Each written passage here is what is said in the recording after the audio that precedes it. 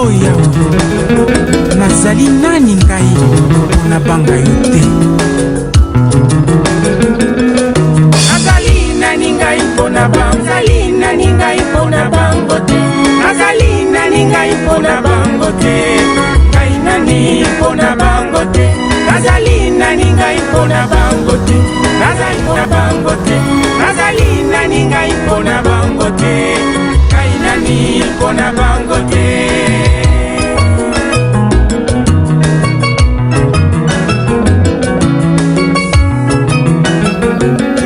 Dans le nom de notre Seigneur Jésus-Christ, vous qui nous recevez chez vous, je dis nous recevez chez vous parce que je ne suis pas seul. En moi habite le Seigneur Jésus, le Saint-Esprit et Dieu le Père.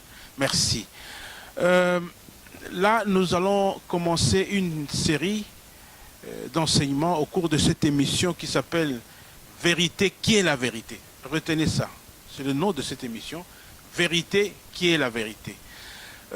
Aujourd'hui, nous allons commencer à partager avec vous une connaissance qui sûrement, je ne crois pas.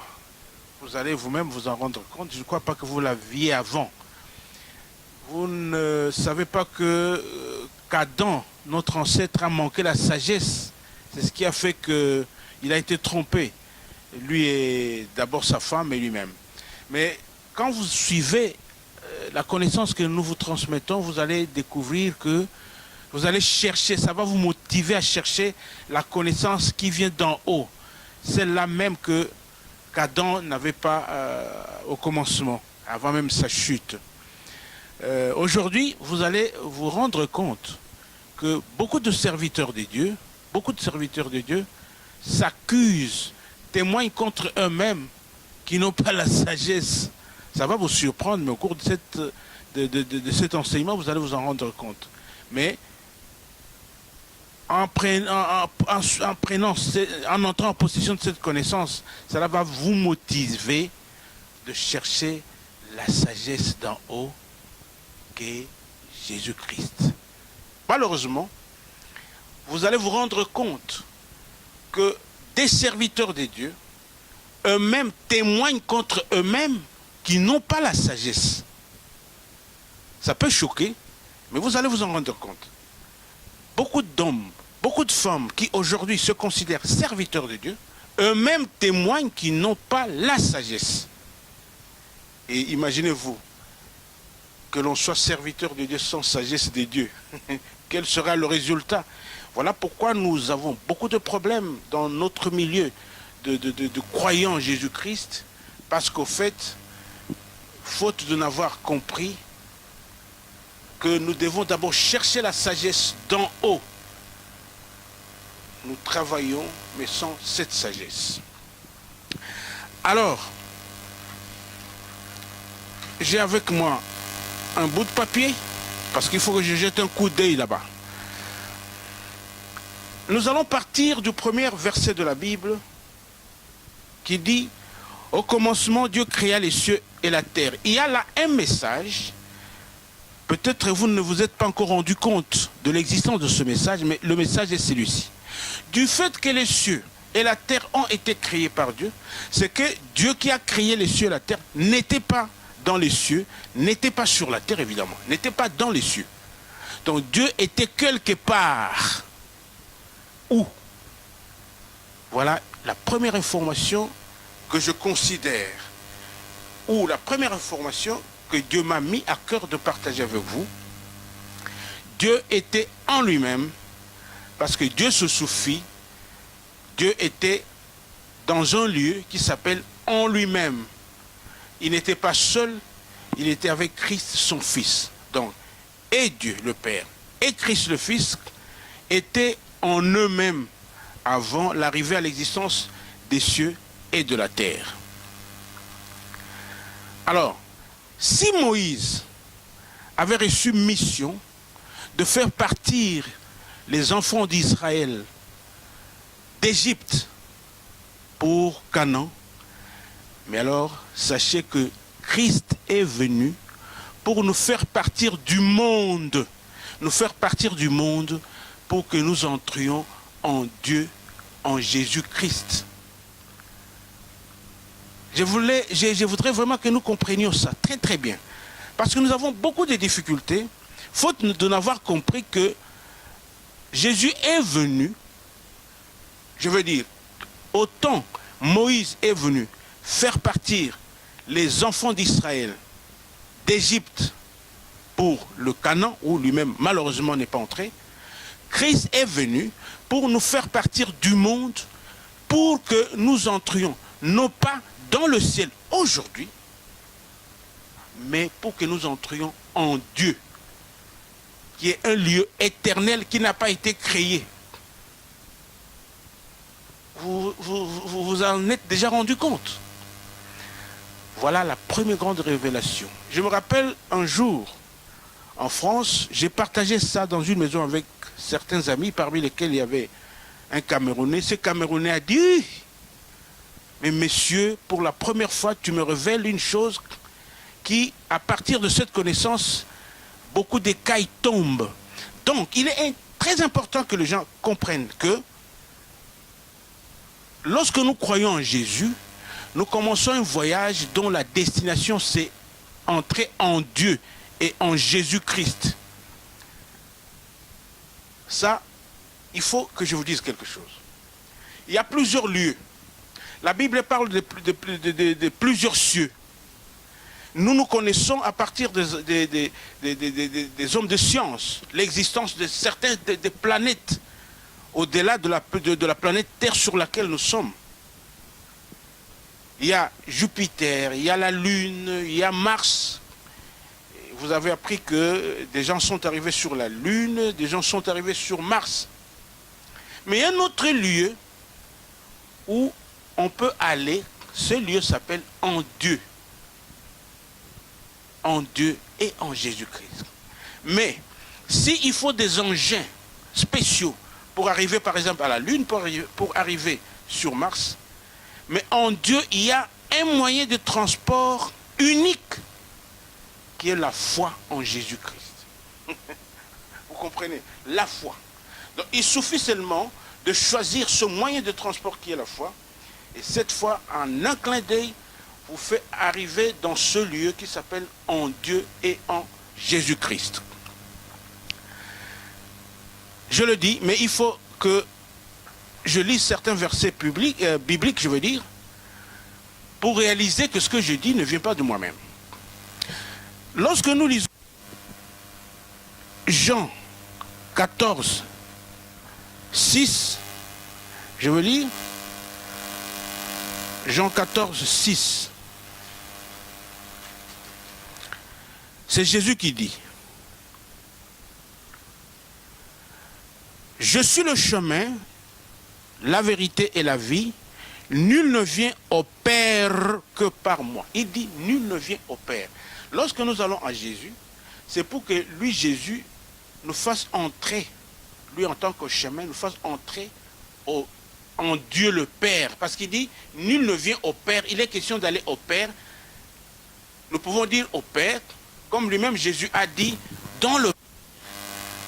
Donc il est question d'entrer, pas d'entrer au ciel. Aujourd'hui, il n'est pas question d'entrer au ciel aujourd'hui. C'est lorsque Jésus va revenir sur cette terre pour enlever les croyants que à ce moment-là, nous arriverons, parce que nous croyons être de ceux qui seront enlevés, nous arriverons dans la nouvelle Jérusalem qui sera une ville qui descendra du ciel. Mais aujourd'hui, lorsque nous croyons en Jésus-Christ, nous n'appartenons pas à ce monde, quand même physiquement nous sommes dans ce monde, mais spirituellement nous sommes en Dieu ou en Jésus-Christ. J'ai dit que lorsque nous croyons, nous sommes censés être dans le Père. Parce que c'est là où nous allons rejoindre Jésus-Christ qui lui-même était au sein de son Père. Il y a des versets qui portent cette révélation selon laquelle Jésus était au sein du Père. Je veux lire Jean. Je vais lire Jean 1, verset 18. 1 Jean 1, verset 18 dit ceci. Personne n'a jamais vu Dieu, le Fils unique qui est dans le sein du Père. Le Fils qui est dans le sein du Père est celui qui l'a fait connaître. Jésus était dans le sein du Père. Lorsque nous partons en Jean 14, 11, Jean 14, 11, ce verset porte la révélation suivante. Croyez-moi, je suis dans le Père, et le Père est en moi. Croyez du moins à cause de ses œuvres. Jésus dit, croyez-moi, je suis dans le Père. Pendant que ceux de l'époque de Jésus voyaient physiquement Jésus, mais Jésus était dans son Père. Alors, dans son Père, quand nous allons, nous lisons encore des passages, ce que nous allons faire bien évidemment, nous allons lire en Jean 3, 21. Jean 3, 21. Je lis.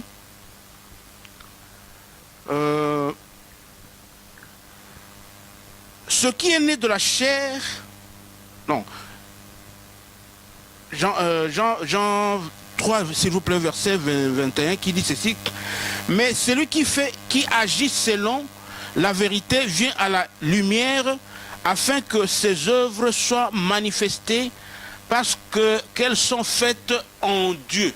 Nous avons l'information qu'il est question d'être en Dieu. Y a-t-il aussi d'autres versets qui montrent qu'il est question d'être en Dieu? Oui. Nous allons lire Colossiens 3, verset 3. Colossiens 3, verset 3 porte cette révélation. Car vous êtes morts et votre vie est cachée avec Christ en Dieu. Il est question d'être en Dieu. Ça c'est Colossiens 3, 3. Il y a d'autres versets. Je peux le citer au lieu de lire. J'ai déjà lu un certain nombre de versets. Lorsque vous lisez 1 Thessaloniciens 1, 1, je préfère le lire. 1 Thessaloniciens 1, 1, comme 2 Thessaloniciens 1, 1 aussi.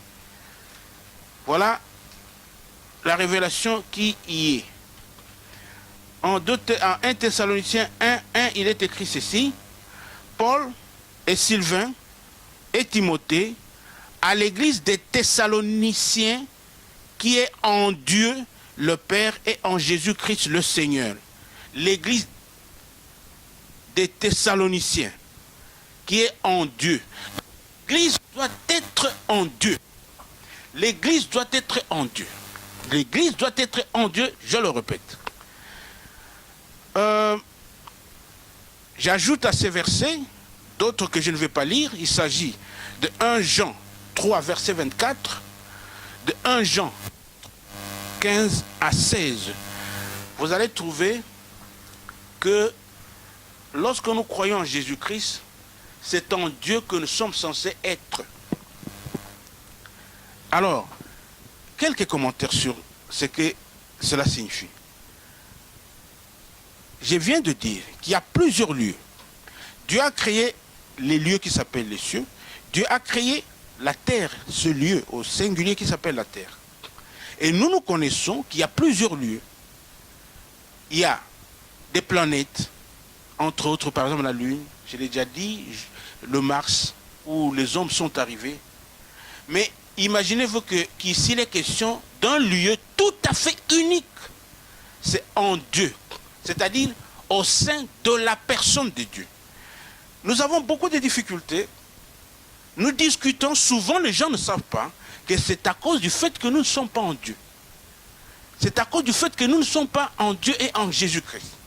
Parce que lorsque nous sommes en Dieu et en Jésus-Christ, c'est que nous sommes avec Dieu et nous sommes avec Jésus-Christ. Lorsque nous sommes avec Dieu et nous sommes avec Jésus-Christ, qui nous utilise, nous allons parler le même langage. Mais souvent, même quand les gens lisent qu'il est question d'être en Dieu, qu'il est question d'être en Jésus-Christ, mais ils ne le sont pas, Et souvent, nous ne le sommes pas. C'est ça la vérité. Voilà pourquoi nous avons dit qu'ici, au cours de cette émission qui s'appelle « Vérité qui est la vérité », nous voulons porter à votre connaissance cette vérité. Cette vérité, nous ne la découvrons pas seulement à travers la lecture, mais nous la découvrons par des preuves. Rappelez-vous que Dieu a parlé qu'il faut connaître les faux serviteurs par le fruit. Donc, le fruit permet de connaître qui est le vrai serviteur, qui ne l'est pas. Donc, ici, Dieu n'a pas dit il faut lire la Bible, mais les fruits sont des preuves. Alors, de tout ce que je vais parler, je voudrais vraiment d'abord que nous retenions cette information. C'est que nous sommes censés être en Dieu. Nous sommes physiquement sur cette terre, dans ce monde, mais nous sommes en Dieu. Voilà cet élément que je voudrais porter à votre connaissance. Lorsque nous disons que nous sommes en Dieu, c'est que nous sommes au-dessus de tous les cieux. Nous sommes très hauts. Donc ça signifie que quand j'ai parlé des lieux comme la Lune, comme le Mars et autres, nous sommes au-dessus de la Lune, nous sommes au-dessus de Mars, nous sommes au-dessus de n'importe quelle planète. C'est ça, être en Dieu. Je vous ai dit que cela ne vous étonne pas. C'est que lorsque nous voulons aller en Dieu, qui est un lieu au-dessus de tous les cieux, le moyen de transport, c'est la foi. Et la foi en Dieu et en Jésus-Christ. Alors, je disais que c'était un lieu très haut.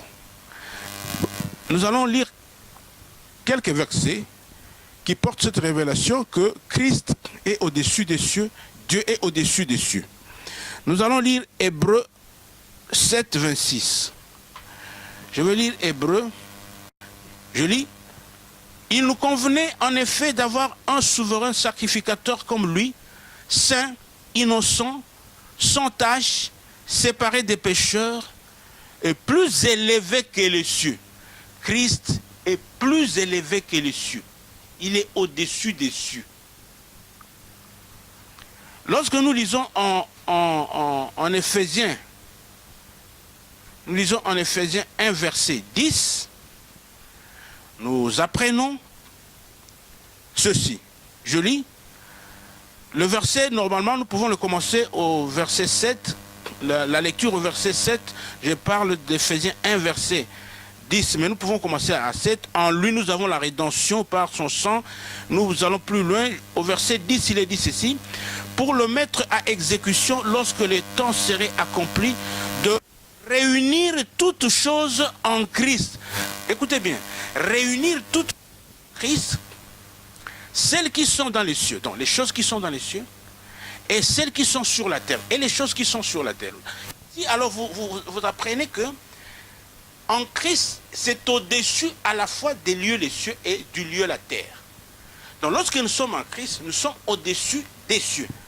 Je voudrais que vous reteniez ceci, parce que nous devons en tirer les conséquences. Lorsque nous disons, nous sommes en Christ, je ne sais pas si nous comprenons ce que cela signifie. Donc nous sommes très loin, en termes physiques, nous sommes au-delà des cieux.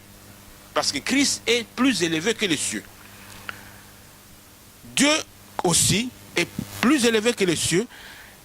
Nous rappelons du verset que nous venons de lire de Genèse 1 qui dit « Les cieux et la terre ont été créés par Dieu ».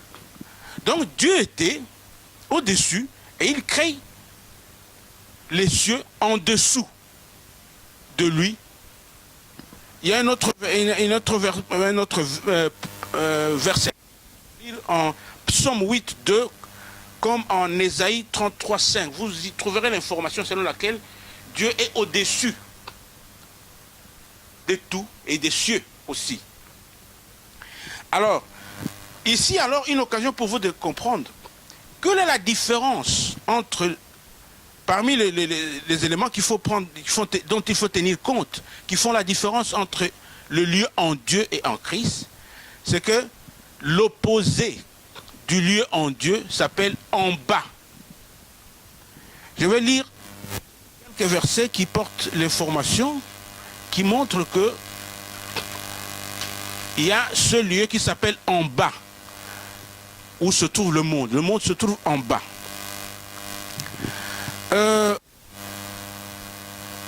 Lorsque nous lisons, je parle de lieu, je donne des versets qui montrent que Dieu est en haut, Dieu est en haut, comme Christ aussi est en haut. Je veux lire Jean 8, verset 23. Mes excuses. Jean 8, verset 23. Jean 8, 23 porte l'information suivante.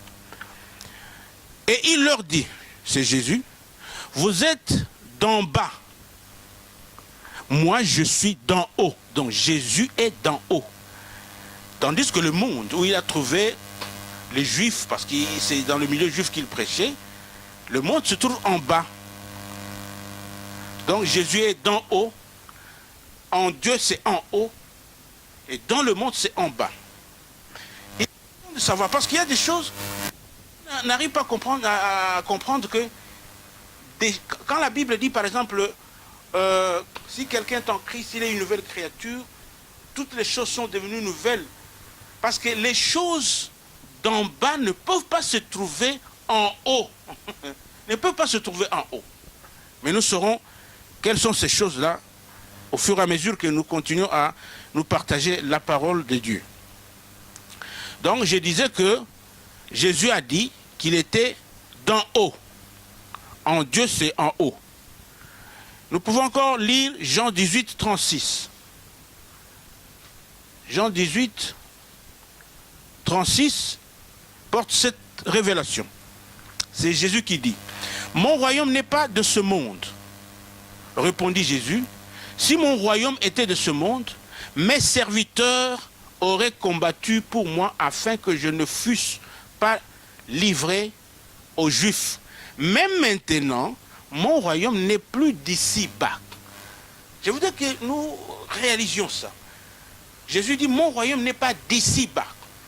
Parce que, j'insiste, parce qu'il faut que ceci pénètre dans nos pensées, qu'être en Dieu, c'est être en haut, très haut d'ailleurs. Tandis qu'être dans le monde, c'est en bas. Et que les réalités qui sont en haut ne peuvent pas être les mêmes qui sont en bas sur la terre ou bien dans le monde. Nous continuons.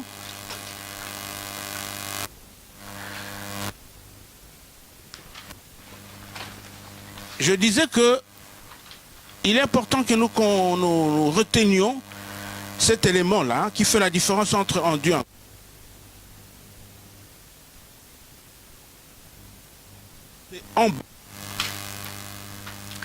Nous allons continuer ce partage. Jésus disait quelque chose.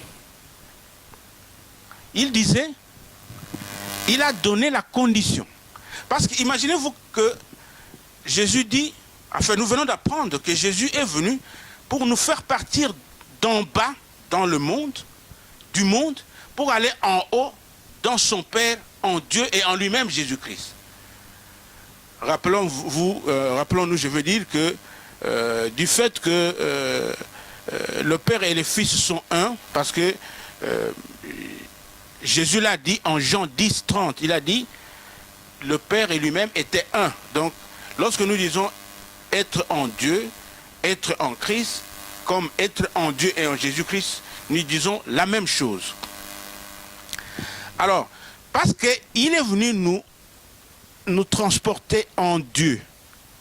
Donc ça signifie qu'avant de le servir, avant de servir Dieu, la condition, Dieu veut que nous, Jésus a dit qu'il faut que nous soyons d'abord en Dieu et en Jésus-Christ lui-même. Je vais lire ça. Ça, je souligne ça. C'est quelque chose que nous devons connaître et comprendre. Nous allons lire Jean 12, 26. Nous y trouverons la condition dont il est ici question. Jean 12, 26 dit ceci, je cite. « Si quelqu'un me sert, c'est Jésus qui dit, qu'il me suive, et là où je suis, là aussi sera mon serviteur. » C'est la condition. Vous ne pouvez pas servir Jésus, vous ne pouvez pas servir Dieu après l'arrivée de Jésus si vous n'avez pas rempli cette condition qui est être là où lui, Jésus, est. C'est-à-dire dans son Père. C'est-à-dire en Dieu. En haut. Donc, spirituellement, vous êtes en haut, mais quand bien physiquement, vous êtes en bas dans ce monde. Mais c'est la condition. Et ça va de soi. Comment voulez-vous que Jésus vienne pour que les gens soient transportés en Dieu,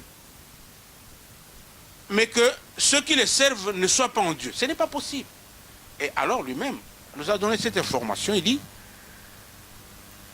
je le répète, si quelqu'un me sert, qu'il me suive, et là où je suis, là aussi sera mon serviteur. Si quelqu'un me sert, le Père l'honorera. Donc nous devons être là où Jésus disait, quand il dit je suis, là où je suis. Je vais faire des commentaires sur cela, mais avant de faire le commentaire sur cela, lisons aussi Jean 14, verset 3. Jean 14, verset 3 dit ceci, je cite, « Et lorsque je m'en serai allé, et que je vous aurai préparé une place, je reviendrai et je vous prendrai avec moi, afin que là où je suis, cette expression-là, là où je suis, vous y soyez, vous aussi, là où je suis. » Donc, vous ne pouvez pas servir Dieu sans être là où lui il est. Jésus a dit, là où je suis, c'est là où doit être mon serviteur. Mais c'est ici où il faut comprendre. Avant de faire le commentaire, je lis encore Jean 17, verset 24. Je lis, « Père, je veux que là où je suis, ça revient, cette expression-là. Je veux que là où je suis, ce que tu m'as donné soit aussi avec moi, afin qu'ils voient ma gloire, la gloire que tu m'as donnée, parce que tu m'as aimé avant la fondation du monde. » Donc là où je suis. Alors, c'est ici où nous avons besoin du commentaire suivant. Quand Jésus disait là où je suis, il voulait dire je ne suis pas du monde, là où je suis dans mon Père. Nous avons lu un verset qui montre, Jésus a dit je suis dans. Si je ne me rappelle pas, c'était nous avons lu dans Jean 11, je crois. Jésus dit je suis dans mon Père. Donc quand Jésus disait là où je suis, il disait je suis dans mon Père. Donc celui qui veut me servir moi, doit être dans mon Père.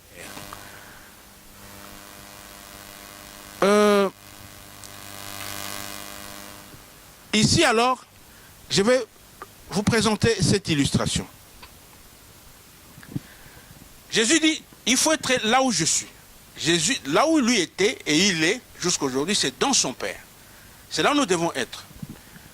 Lorsque nous entrons, donc ça dit, chaque lieu a ses réalités. Lorsque quelqu'un, par exemple, je suis de la République démocratique du Congo, lorsque quelqu'un vient ici au Royaume-Uni, en Grande-Bretagne, la Grande-Bretagne, nous ne pouvons pas nous gêner de dire que c'est un pays développé, très développé. C'est il occupe le 5e rang des pays qui ont d'une économie puissante. Lorsque vous entrez au Royaume-Uni, vous allez bénéficier des avantages que ceux qui sont restés dans notre pays, au Congo, ne peuvent pas bénéficier. Donc lorsque nous entrons en Dieu, nous bénéficions des avantages qui sont élevés. Ceux qui sont au Congo, par exemple, ils ont aussi leurs avantages. Mais leurs avantages ne sont pas élevés, comme sont élevés les avantages en Grande-Bretagne. Alors imaginez-vous que vous entrez dans un lieu qu'on appelle en Dieu. Mais en Dieu, il y a des avantages élevés. Quand la Bible parle des choses nouvelles qui sont en Jésus-Christ, c'est aussi des avantages, mais ces avantages sont élevés. Je donne l'exemple. Dieu ayant créé la terre, sur la terre, l'homme a reçu un avantage, par exemple, il y a eu le souffle de vie. Mais lorsque vous entrez en Dieu, vous recevez plus que le souffle de vie, vous recevez la vie éternelle. Lorsque nous entrons en Dieu, nous recevons un amour qu'on ne peut pas trouver dans le monde en bas. L'amour que répand le Saint-Esprit. J'aime bien ce verset de Jean 17. Lorsque Jésus a dit, je lis Jean 17, verset 26, « Je leur ai fait connaître ton nom et je le leur ferai connaître afin que l'amour dont tu m'as aimé soit en eux. » Écoutez bien ça. L'amour dont tu m'as aimé, moi, Christ, l'amour dont tu m'as aimé, toi, mon Père, que cet amour soit en eux. Vous comprenez que cet amour ne se trouve pas dans le monde. Mais c'est un avantage que Dieu fait en Christ pour ceux qui sont en Dieu, qui sont en haut. Dieu nous transporte en haut et il fait monter, il augmente aussi les avantages que nous recevons en haut. Les avantages de là sont différents des avantages d'ici-bas. Alors, c'est comme ça que Dieu a disposé les choses. Donc nous devons comprendre que lorsque nous sommes en Dieu, il y a des avantages qui sont très élevés. Même la sagesse. Parce que dans la Bible, il y a la sagesse du monde. Mais il y a aussi la sagesse de Dieu. Nous allons lire ça en Corinthiens. Cherchant épître de Paul aux Corinthiens. Lorsque nous lisons, je lis 1 Corinthiens 1 verset 21. Car puisque le monde avec sa sagesse, donc il y a une sagesse du monde. Car puisque le monde avec sa sagesse n'a point connu Dieu dans la sagesse de Dieu. Il a plu à Dieu de sauver les croyants par la folie de la prédication. Ici, moi, on peut parler beaucoup de choses sur ce verset, mais moi je dis qu'il y a une sagesse du monde. Mais apprenons qu'il y a aussi une sagesse de Dieu, que ne peuvent recevoir que ceux qui sont en Dieu. Adam, notre ancêtre, n'a pas reçu la sagesse de ceux qui ont été reçus en Dieu, en Jésus-Christ. Et d'ailleurs, c'est ce qui explique le fait qu'il a chuté facilement quand le diable est venu lui tendre le piège. Donc, la sagesse de Dieu existe. Lisons cela en Jean, en 1 Corinthiens, 1 verset 24. Mais puissance de Dieu et sagesse de Dieu. Nous pouvons commencer plus loin au verset 22. Les Juifs demandent des miracles et les Grecs cherchent la sagesse. Nous prêchons Christ crucifié, scandale pour les Juifs et folie pour le païen, mais puissance de Dieu et sagesse de Dieu. Donc Christ, c'est la sagesse de Dieu. Et quand nous disons sagesse de Dieu, Christ, rappelons-nous que Christ avait dit que avec lui, il a dit qu'il était plus que Salomon. Nous avons appris, nous tous, que Salomon a été très sage. Il avait une sagesse qui a marqué les gens. Nous lisons ça dans Matthieu 12, 42.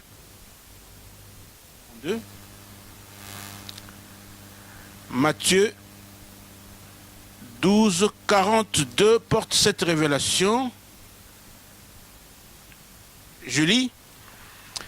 La reine du Midi se levera au jour du jugement avec une génération et la condamnera, parce qu'elle vint des extrémités de la terre pour entendre la sagesse de Salomon. Et voici, il y a ici plus que Salomon. Donc, Jésus-Christ est plus que Salomon. Jésus-Christ, donc Christ qui est la sagesse de Dieu, donc cette sagesse est au-dessus de la sagesse de Salomon. Voilà pourquoi lorsque nous disons que nous sommes en Dieu, nous recevons des avantages très élevés, entre autres la sagesse qu'est Christ.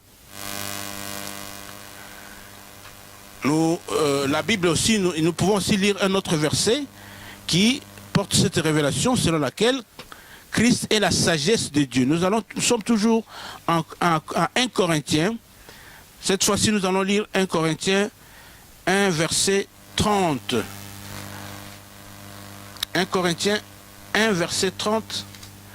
Car celui que vous êtes, je dis, s'il vous plaît, or c'est par lui que vous êtes en Jésus-Christ, lequel de par Dieu a été fait pour nous sagesse.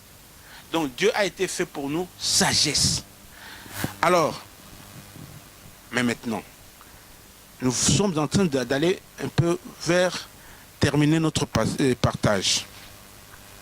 Alors je vous demande de porter votre attention ici. Parce que Dieu, Christ est la sagesse de Dieu. Voilà pourquoi Dieu a demandé qu'il faut être en Dieu, parce que quand vous êtes en Dieu, du fait que vous allez recevoir des avantages élevés, entre autres une sagesse élevée, laquelle sagesse élève, qui est Jésus-Christ, qui est Christ, la sagesse de Dieu.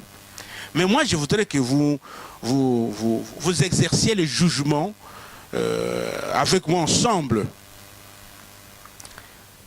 Pour votre information, vous pouvez encore lire Jacques 3, 15 jusqu'à 17. J'ai dit Jacques 3, 15 jusqu'à 17.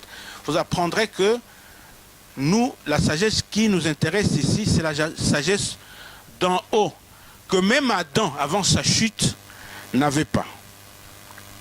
Alors, imaginez-vous, quand je parle des avantages élevés, il y a aussi, parmi ces avantages élevés, il y a le salaire que Dieu avait réservé à ceux qui sont en Dieu.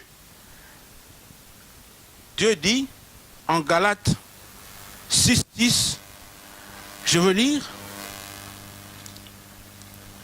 Galates 6, 6.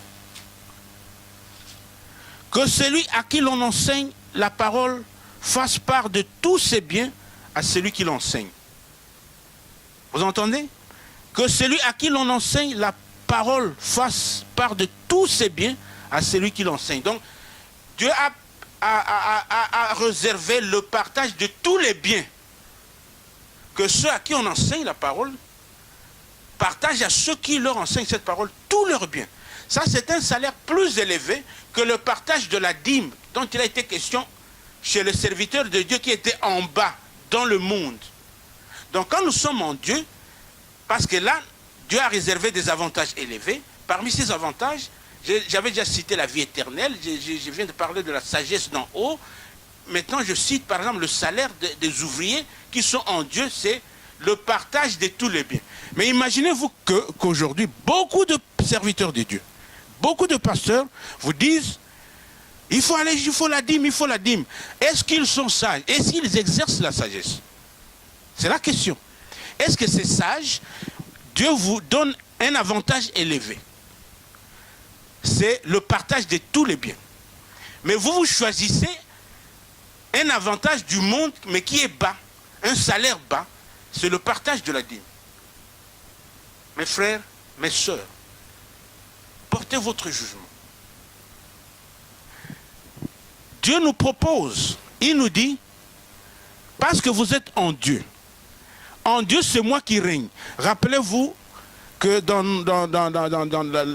la célèbre prière de notre Père qui est dans les cieux, que ton nom soit sanctifié, que ton règne vienne. Parce que vous allez entrer au-dedans de lui, Dieu, et là c'est lui qui règne. Là il n'est pas question d'une religion. Là, C'est-à-dire que la religion est réservée en bas. La religion ne peut pas être en haut, en Dieu. Alors Dieu dit, vous devez être ici en moi, le lieu qui s'appelle en Dieu, c'est moi qui règne. Alors voilà pourquoi quand ceux qui sont dans le royaume de Dieu. Mais nous chutons, tout comme nous avons chuté, nous choisissons le partage de la dîme au lieu du partage de tous les biens. Nous chutons aussi, au lieu de choisir le royaume de Dieu, nous chutons, nous donnons une religion que nous appelons le christianisme. Est-ce que sommes-nous sages? Alors dans ce cas, nous pouvons dire que nous témoignons contre nous-mêmes, que nous n'avons pas encore reçu la sagesse de Dieu, laquelle sagesse de Dieu est Christ. Ah, mais c'est dangereux lorsque vous n'êtes pas avec Christ qui est lui la sagesse d'en haut. Nous avons un problème. Nous avons un problème lorsque nous-mêmes, nous témoignons contre nous-mêmes que nous choisissons des avantages bas, d'en bas, au lieu des avantages élevés. Alors, c'est la question qu'il faut nous poser. Sommes-nous dans Dieu et en Christ, ou nous sommes dehors, en bas? Parce que lorsque nous ne sommes pas sages, vous savez, quelqu'un peut vous proposer, je vais donner un exemple. Un entrepreneur peut arriver, par exemple, à Kinshasa, les gens là-bas vous touchent beaucoup de milliers de francs congolais. Quelqu'un vous dit, par exemple, je touche 50 000 francs congolais. Mais quand un entrepreneur, par exemple, qui vient de la Grande-Bretagne, il dit non, moi je vais vous payer 300 $. Si vous êtes stupide, si vous êtes insensé, vous pouvez refuser. Vous refusez ce qui est élevé, tout simplement parce que vous n'êtes pas sage, parce que vous n'êtes pas en possession de la connaissance. Vous ne savez pas, vous ne savez pas que 300 $ valent plus que 50 000 francs congolais. C'est ce qui s'est passé. Beaucoup de gens ne savent pas que partager tous les biens, c'est un avantage plus élevé que partager la dîme. Beaucoup de gens ne savent pas que être dans le royaume de Dieu, c'est plus qu'être dans une religion. Beaucoup de gens ne savent pas qu'être un, comme Dieu le Père et le Fils sont un, c'est plus qu'être un dehors. Parce que dehors, même les anges aux cieux n'ont jamais été, avant même l'arrivée du péché, les anges aux cieux n'ont jamais été un comme sont un le Père et le Fils. Donc, il y a beaucoup d'éléments que nous pouvons citer qui sont des avantages élevés que nous sommes censés recevoir en Jésus-Christ, mais des serviteurs de Dieu, et nous qui sommes ceux qu'ils enseignent, nous acceptons des avantages du niveau bas. Ne vous demandez pas pourquoi il y a beaucoup de déceptions dans les milieux de la foi en Jésus-Christ, parce que les gens ont choisi, la vérité que les gens ont choisi continuer d'être dans le monde et continuer de courir derrière des avantages très bas. C'est ça notre problème. Alors, lorsque nous n'avons pas Christ,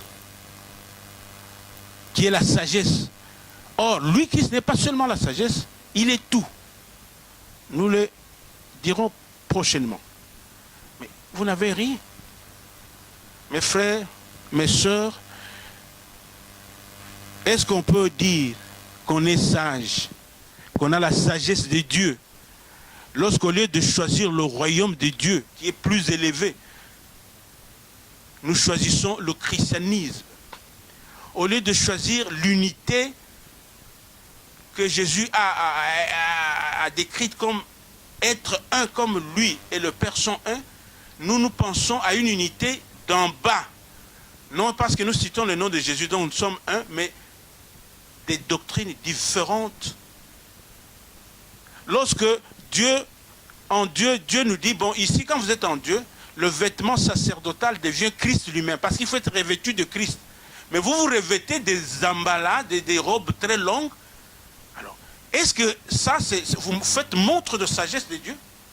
Non. Voici pourquoi, parce que nous continuons d'être en bas, voici pourquoi la bassesse continue d'être chez nous qui nous disons chrétiens, mais qui sommes chrétiens, qui n'avons pas compris, qui n'avons pas eu la sagesse pour chercher des avantages d'en haut, le lieu qui s'appelle en Dieu et en Jésus-Christ.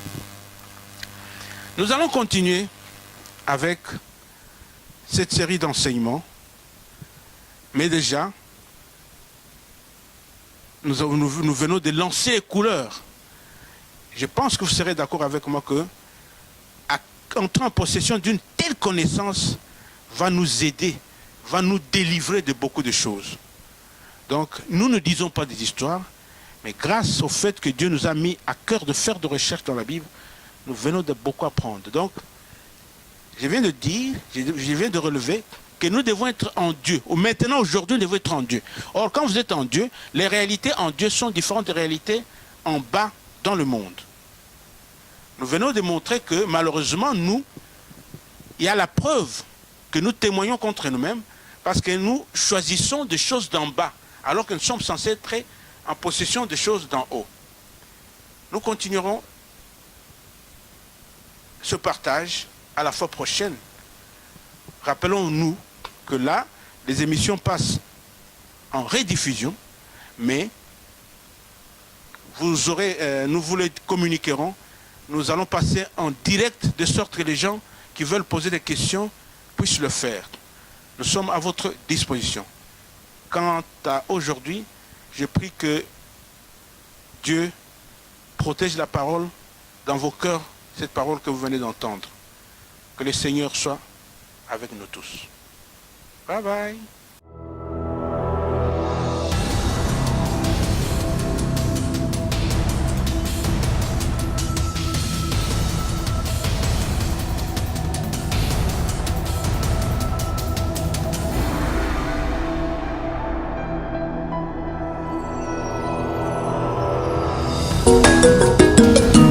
Oh Yahweh, nazali nani ngai na banga yo te.